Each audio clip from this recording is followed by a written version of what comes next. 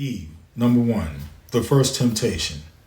In a garden where every tree bore life and no shadow lingered, Eve stood face to face with deception. The serpent didn't roar, it whispered. It didn't demand, it suggested. One question pierced her heart. Did God really say? In that moment, Eve didn't just take fruit. She took ownership of a choice that would echo through generations. Her act was not simply rebellion, it was humanity's first test of trust.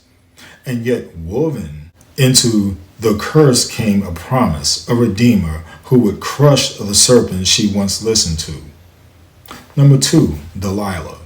Beauty, power, and betrayal. Delilah wasn't a warrior with a sword. She was a woman with influence. She didn't strike Samson in battle. She cut him down with soft words and patience.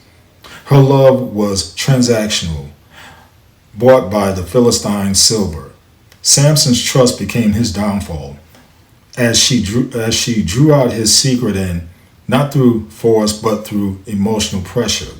Delilah represents how betrayal doesn't always come with a weapon in hand. Sometimes it comes with a gentle touch and a hidden motive. Her story warns that not everyone who draws close to you is for you. Number three, Jezebel, the queen of defiance. Jezebel was no ordinary woman. She was a Phoenician princess who became queen of Israel. She used her crown not to bless, but to corrupt, bringing Baal to worship God's chosen people. She silenced prophets, threatened Elijah, and ruled through fear and seduction. Her power was political, but also spiritual. She defied God publicly and unapologetically. Jezebel's end came as dramatic as her reign, thrown from a window, trampled, and left as a warning. Her name endures as a symbol of manipulation, false worship, and spiritual rebellion. Number four, Potiphar's wife, the lie that locked a man away. In the grand halls of Egypt, she moved with privilege and power. Joseph, a foreign slave, rose to be trusted in Potiphar's house. But she saw him not as a man of God, but as a prize. Rejection burned her pride, and when she couldn't possess him, she sought to destroy him. One false accusation cost Joseph his freedom, but it couldn't take away his destiny. Her actions reveal how lust, lies, and revenge can chain the innocent, but God can use even a prison to prepare a throne. Number five, Herodias and Salome, a dance with death. In Herod's court, a celebration covered up a sinister plan. Herodias hated John the Baptist for speaking truth about her unlawful marriage. She whispered to her daughter Salome, turning beauty into a weapon. Salome danced, captivating Herod, and then delivered her mother's deadly request, "Give me the head of John the Baptist." Power, pride, and vengeance came together in that one moment.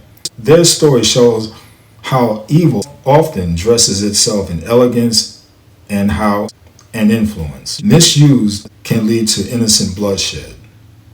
Number six, Sapphira, the hypocrite at the altar. In the newborn church, when hearts were full of generosity, Ananias and Sapphira made a dangerous choice. They wanted the honor of giving without the sacrifice. Together, they lied not just to the apostles, but to the Holy Spirit himself. When she stood before Peter, she upheld the lie, and her breath was taken in that moment.